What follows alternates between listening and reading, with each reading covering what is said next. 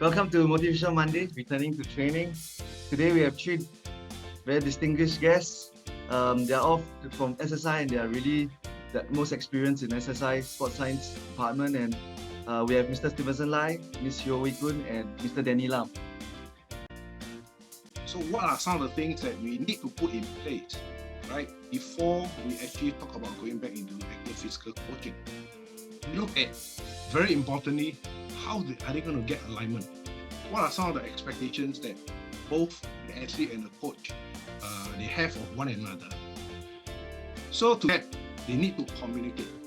Okay? So the communication during the last 2.5 months became even more crucial, even though they may not be having physical coach-athlete training kind of environment.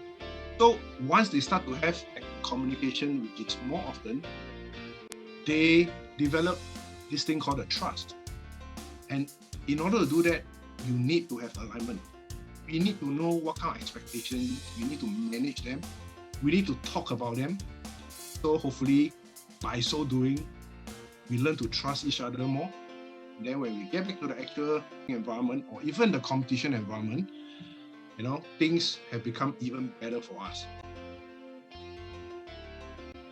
How to actually return athletes safely, to start them from returning to participation with some form of restricted training, okay, and then return to sports, as in going into unrestricted training before you actually think about getting them ready for some competition.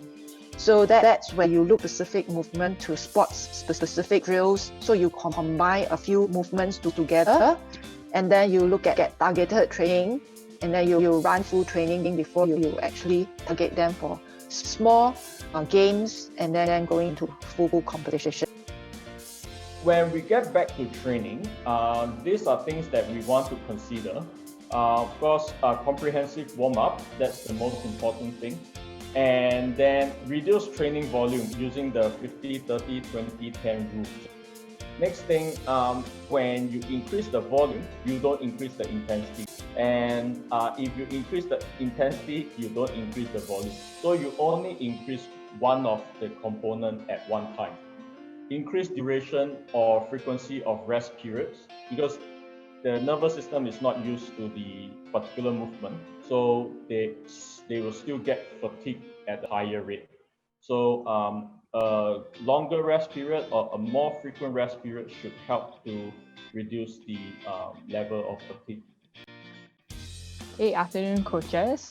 Welcome to our session. So I'm Eliza, and together with me, there's my teammate Miranti, and we're both from the Character and Leadership Development team in CoachSG. And today we're going to talk a bit about the reflective coach and why and how you can be one. Now we're going to talk about the reflective process. We actually follow this Gibbs reflective cycle. So if you can see, description is basically what happened during that time.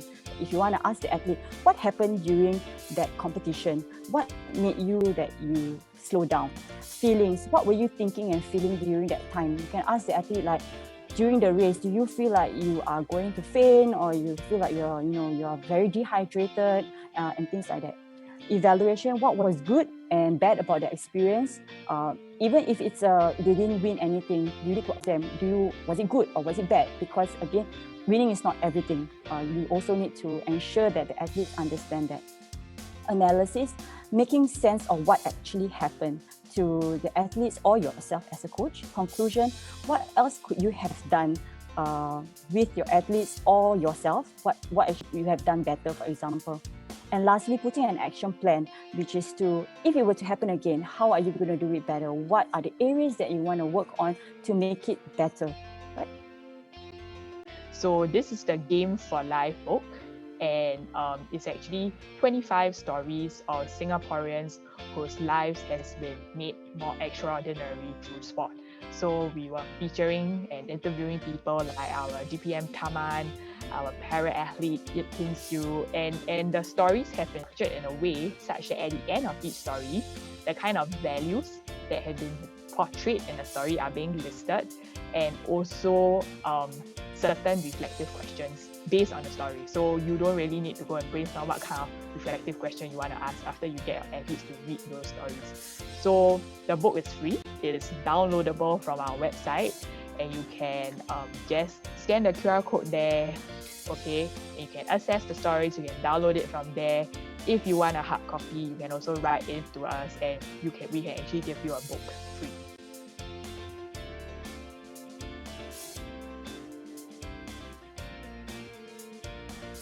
These are simple applications that you can actually use, right, and give feedback to your athletes. And what is the most amazing thing is you can just use your phone, bring outfield, just take a snapshot, and immediately you have feedback ready. Because coaching time is so rare now, because we do not have enough time with the athletes and we need to do so much things. But if you have some time, bring your mobile phone, immediately you give that subjective feedback to your players and you can make a change quite quickly. Okay, all the apps, right, you can actually ask the athletes to submit videos of the performance, be it a skill, be it a vertical jump, right? Then you can actually use all this, right, for you as a coach, right, to analyze the technique, to analyze the performance, and really, give great feedback to the athlete. Remote coaching is something that is a new norm for all of us, right? They really need to embrace, and something that's not going go away, right? And remote coaching is something that is easily uptaken for any coach, right? The apps are easily available, affordable, right? So there's the barrier of entry is really not high. With us today, we have Yap Tai.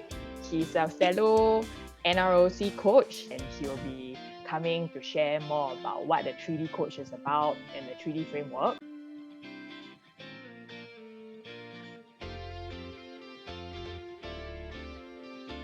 In the 3D framework, right, as I mentioned, it basically consists of the first, second, and third dimension. And we like to suggest that if we coach in these 3 dimensions, right, we can meet the need of every athlete. Okay, and when we meet the need of every athlete, we can positively impact the culture here, first in your team, and also in Singapore.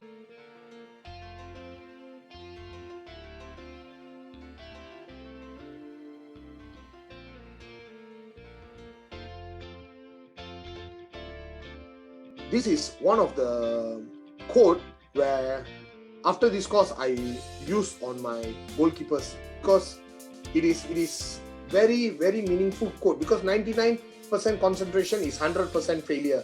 So what does this whole statement says? That you can focus the game for 89 minutes, but on the 90th minute when you lose focus and the goal you concede, and because of the team loses the game, is total failure for the whole team.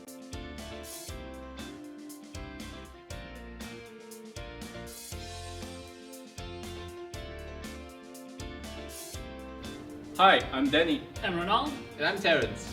We are strength conditioning coaches from Singapore Sport Institute. Together with CoachSG, we've come up with a list of simple exercises that you can do at home. So have a go at it, train hard and train safe.